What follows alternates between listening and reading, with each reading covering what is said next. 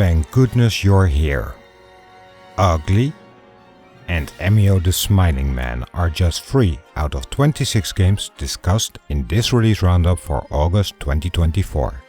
If you're looking for the info on special editions, I moved those to a separate section later in the video.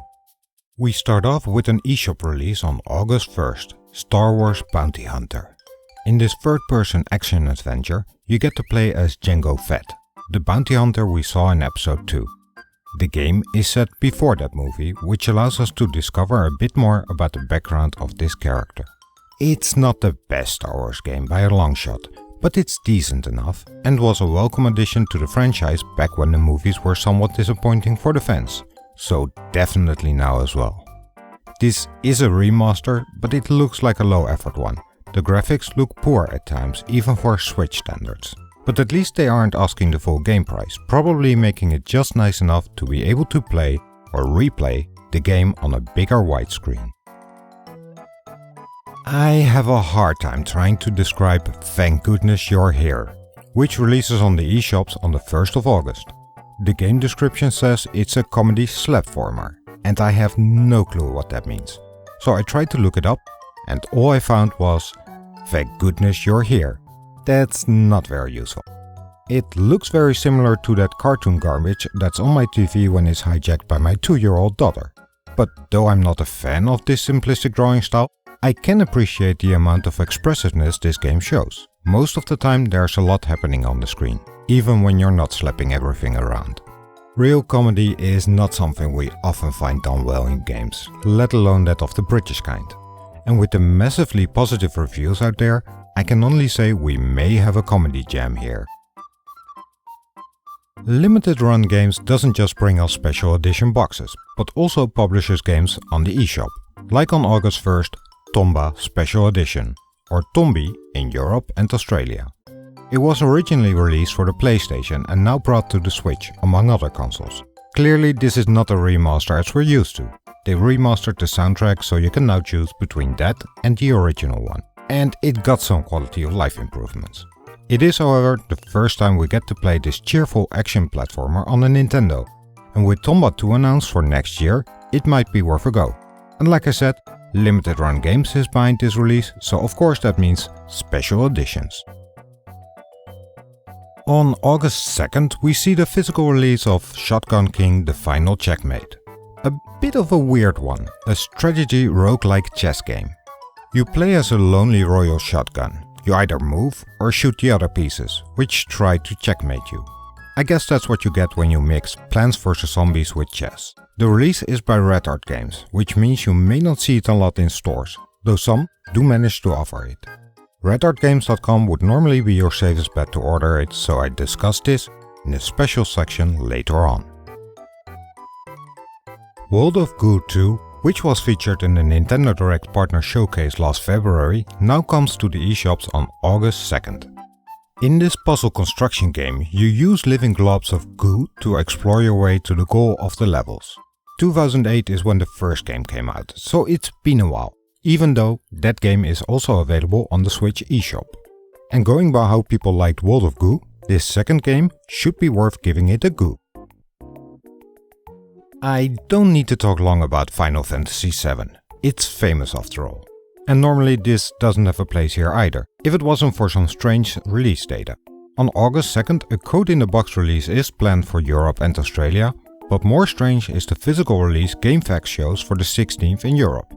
Mind you, this is for the port of the original game for both of the releases.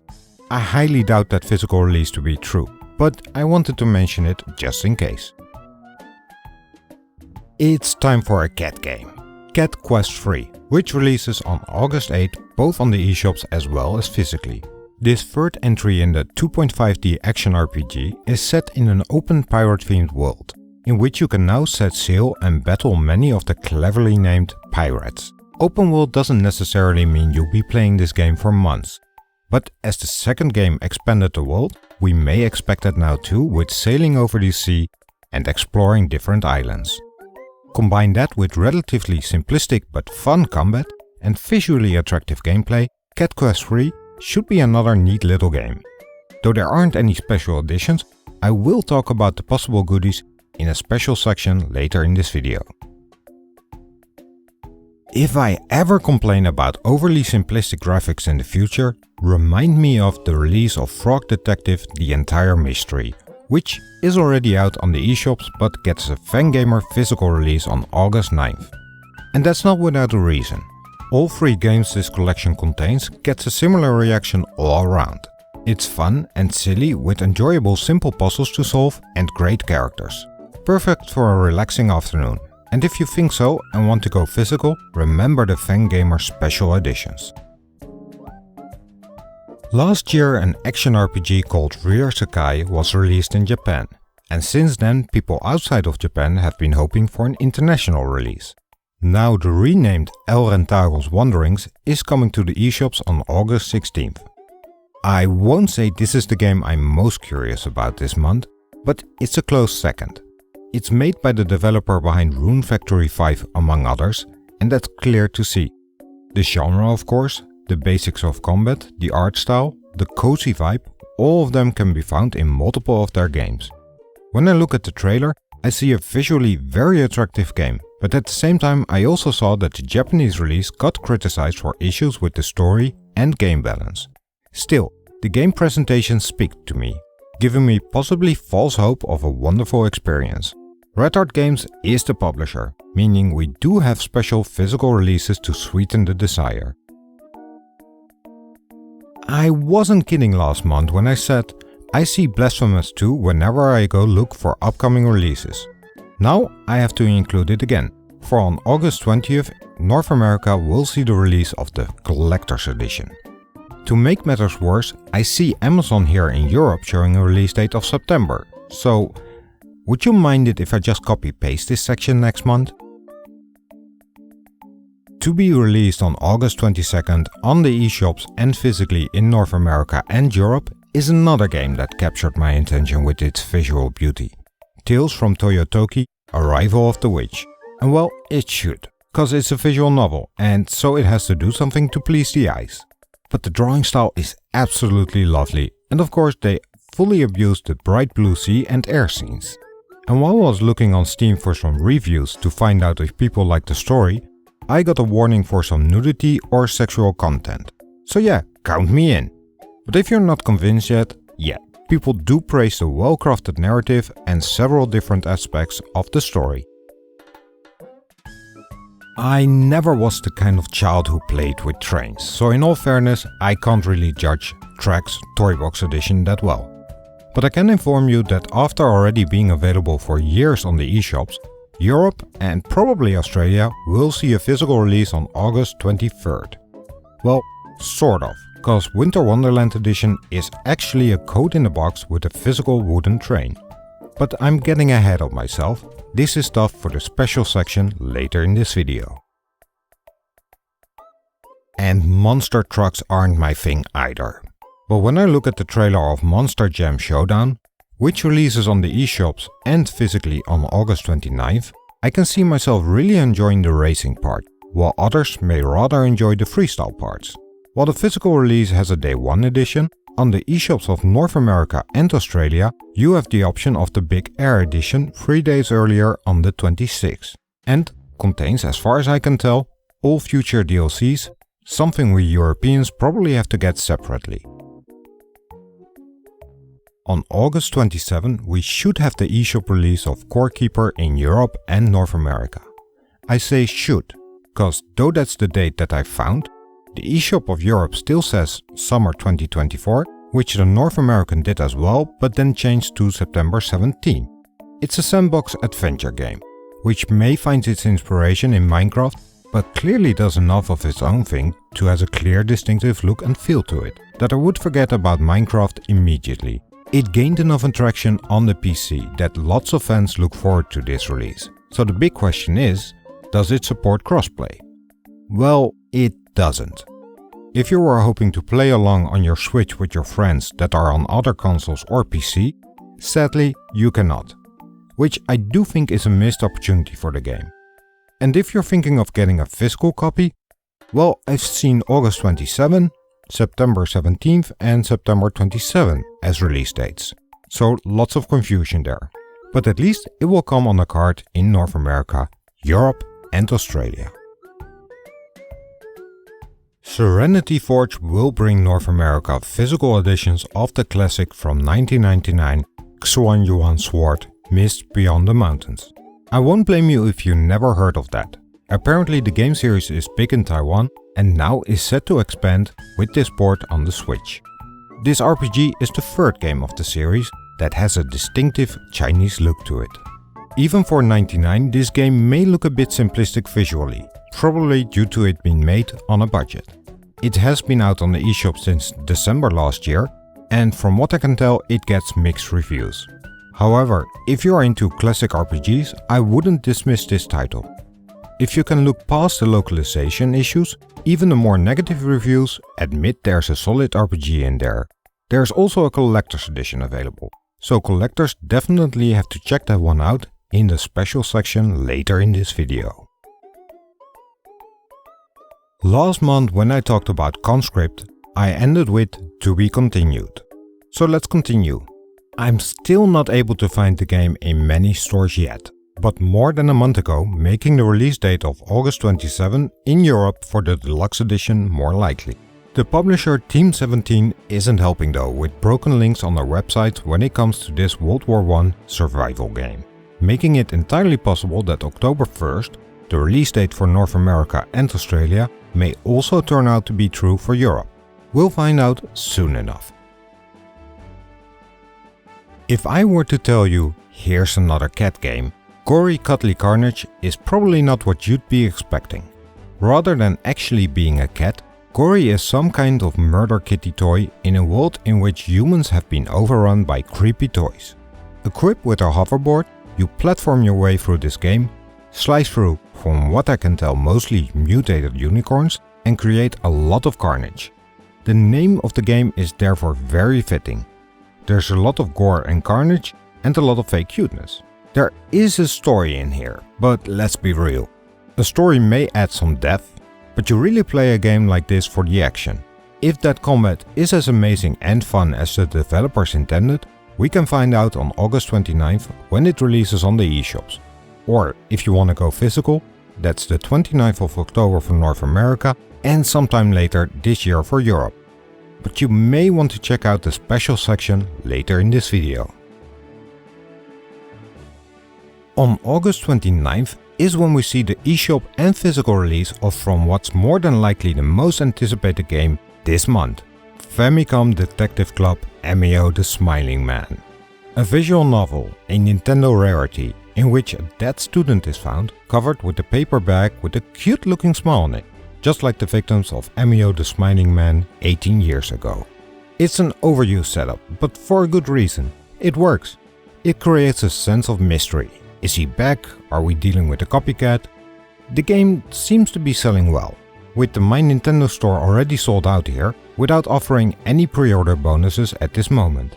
I doubt it has to do with Nintendo's marketing campaign, which is a bit underwhelming, but rather by the fact that it's a mature-rated game by Nintendo.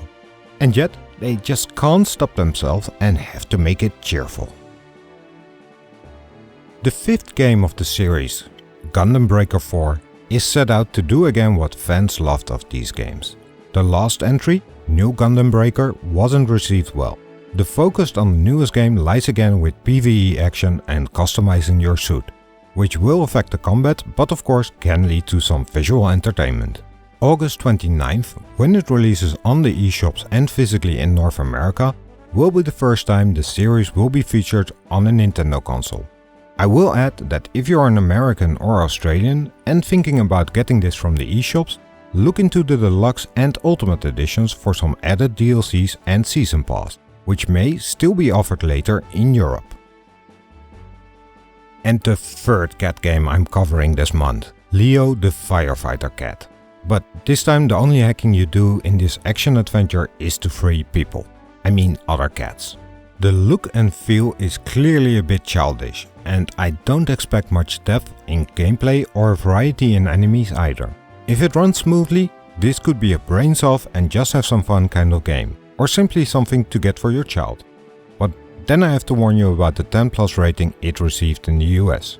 It releases on August 29th in North America and Europe physically. And be aware, the name could be localized. On August 29th is the eShop release of Shadow of the Ninja Reborn, a remake of the NES classic, you guessed it, Shadow of the Ninja. The action platformer was a good game on the NES, according to some even great, though nowadays that experience will be a bit different of course. That's why I'm somewhat confused that we're dealing with the 16-bit remake and not bringing this even more up to date. But that's what the developer Tango Project does, and has done so before with Pocky and Rocky Reshined. Since that remake did receive some great review scores, perhaps you should totally ignore my confusion and make up your own mind. And physical collectors, be sure to watch a special section later for some physical release information for this title. If I tell you a mobile game gets remastered, you probably don't get all that enthusiastic. But perhaps you should when it comes to WitchSpring R, which releases on the eShops on August 29th. The light-hearted RPG was the first in the series, and the remaster, which last year released for the PC, received much praise. According to many, it has a great story, heartfelt characters, beautiful animation and well-paced turn-based combat. The Switch release should be a port of that PC release and is definitely worth a look if you enjoy RPGs or have a weakness for that soft-toned visual art style. A physical release is planned for October 1st for North America, which includes a collector's edition. Outer Wilds is a critically acclaimed open-world first-person story-driven adventure in which you're stuck in a 22-minute long time loop of a solar system with the star about to explode. Through exploration, you should slowly gain knowledge about that mysterious time loop, that solar system and its inhabitants. The Switch release, including the Archaeologist edition, which includes the Echoes of the Eye DLC, came out on the eShops December last year. Now, that edition will receive a physical release on August 30th and the collector's edition is also available by IM8bit. A small warning, however, is necessary. The Switch does seem to struggle with this game, but not everyone experiences that as an issue. On August 30th we'll see the physical release of the Doinksoft Collection. 3 games are on the card: Gunbrella, Geto Roboto and Demon Throttle. The last 2 already received a physical release from the Special Reserve game store, which no longer exists. Demon Throttle also received a retail release, but isn't available on the eShops, while Gunbrella and Geto Roboto still are. It's a bit of a weird mix of games. Though all 3 are 2D games, they all are in separate genres and have a different look and feel to them. Yet they are the games that the developer Doinksoft has made these last 5 years, and is quite a nice deal to get all 3 of them for a sweet price. I can imagine the first time you saw Ufouria the Saga 2, you're wondering what the heck you're looking at, mostly due to its strangely cheerful style. Well, it's a side-scrolling platformer with a breezy take on some Metroidvania-style exploration. And it's a sequel to the NES game Ufouria the Saga, which saw an expanded release on the eShops in March this year as Hebbereke Enjoy Edition. If you're looking for a cute and unique looking platforming experience that feels easygoing, you can already get this on the eShop since March, and on August 30th North America and Europe will get the option to buy the physical retail version. Or if you're more patient and lucky enough to have ordered it already, a deluxe edition by Red Art Games at a not yet specified date. Besides our protagonist, the game Ugly actually looks stunning with its smooth cartoonish graphics. It's a 2D platformer where by the use of stepping into your reflection, you solve puzzles and slowly discover the ugly truth of your past. Reviews praise the narrative, the clever and challenging puzzles, but some do say the boss battles stick out a bit in requiring too much precision in controls to beat them, while the publisher uses those towering bosses as one of its selling points. All in all, Ugly seems like a fun and engaging game, which is already available on the eShops for nearly a year, but now with the delayed physical release finally following on August 30th in North America, Europe and Australia. Now that we went through the main releases, let's have a look at those special editions, and if you are interested, check the links in the description. The first game we encountered with special editions is Tomba Special Edition, with releases from limited run games. A standard numbered copy is offered, a classical edition which I seem to have missed in the last pre-order update, and a Whoopee edition, which is an upgrade from that classic edition. Pre-orders close on September 1st, and shipping dates are different for each edition and a bit confusing, so make note of those when choosing between them. Now that RedArtGames.com is back online, you can order Shotgun King the Final Checkmate from them. At least the standard edition. The deluxe edition, which includes a sleeve with an alternative print and a keychain as a bonus, is sadly already sold out. Exactly why I started those pre-order update videos. Cat Quest 3 doesn't have any special editions, but some retailers show that the game does come with a navigation map and a sticker sheet. Perhaps all first print and restock will have this, but if you want to make sure you get these included, be sure to contact your retailer. Frog Detective The Entire Mystery standard release will include 2 business cards, a download code for the soundtrack and a reversible cover. The deluxe edition is fangamer.com only and contains that standard release plus extra goodies. Elrentaros Wanderings is a Red Art Games release. The standard edition should already come with a keychain and a sticker sheet. VGP in Canada has an exclusive special edition that also has an acrylic stand and is limited to 500 pieces. That acrylic stand is also in the deluxe edition Red Art Games offers online without limit. And there's the collector's edition, which seems to be limited to 1000 pieces in North America and is a nice package with the steelbook, but no acrylic stand in there. And of course that collector's edition from Blasphemous 2, that releases in North America on the 20th and probably again next month in Europe. And for those of you who want a physical wooden train, the Trex Toybox edition Winter Wonderland edition. This version is probably made for Europe and Australia, where I found it on the website of EB Games, but perhaps they import this from Europe. They set the release date in October this year. The Day 1 edition of Monster Jam Showdown clearly says it includes the Law and Disorder and the Odd Couple packs, but I see that retailers have this bit confusing banner, which may mean when you pre-order you get some free extra vehicles or skins. 2 different editions for Xuan-Yuan Sword Mist Beyond the Mountains. The physical edition I was able to find online at different stores in the US and Canada. But the collector's edition, which is the physical edition plus extra, I could only find at VGP in Canada. Of course, since Serenity Forge has an online store and is located in the US, both versions can be ordered from their website. Gori Cuddly Carnage will have a deluxe physical edition. I've seen it on Amazon.com and in the shop of Wired Productions, the publisher of the game. But they have it as UK only. And then when I look at VGP in Canada, they describe the same content for the physical edition. It's something to be mindful of if you want to get this version of the game. The physical editions from Shadow of the Ninja Reborn are available on strictly limited games. The limited edition is limited to 3500 copies, are numbered and just have this manual.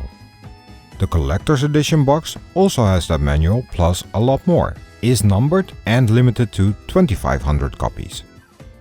As I mentioned, WitchSpring R gets physical in North America. Their website mentions a Day 1 edition, which will receive a Pieberry costume DLC Black Pearl set. But an actual physical Day 1 edition, as sometimes we see, is nowhere to be found. I assume this comes with both the standard and collector's edition as a bonus. I'll put a link to the game's website in the description, through which you can find the retailers which offer both versions. I Am 8-Bit offers the collector's edition of The Outer Wilds Archaeologist edition, which will be shipping in Q3 this year. Which it already is, but it's still a pre-order on their website. Now with RedArtGames.com back online, I can say that Ufouria the Saga 2 has a standard edition on their site and a deluxe edition, but sadly that's already sold out. I did however find this keychain as a pre-order at VGP in Canada, which should be exclusive to their store. And lastly, though it's only a standard edition, Ugly does come with some nice stuff. There's always the risk that they may not print more copies of the game, or when they do, they don't include these items. So treat this as a day 1 edition is my recommendation. And that's it for this release roundup, which leads me to show you the titles I did not cover, which were 129 this month, if you include the DLCs. Makes you happy I do filter out some titles. One I may not have filtered out normally is Cricket Jay's Really Peculiar Game. A physical release is planned for the 29th of October and an eShop release on the 15th of August, both for North America. But since I couldn't confirm that eShop release, I better discuss this game at a better moment. Now, before I say thank you, I do apologize for the delay again. Some bad planning and bad luck I will not bore you with, but with better planning and less fiddling around with how things look, I should be back on track, because my commitment remains. Soon I'll be starting a new video series called The Weekly Lineup, in which I'll be looking ahead at the new games coming that following week. I hope those of you who wanted this release roundup to be a weekly video will enjoy this. But I'm always looking for feedback to improve things, so please use those comments to let me know what you think. Then all I have to say is thank you for watching. Leave a like when you enjoyed the content and subscribe for those weekly lineups and more. And then I'll see you again soon.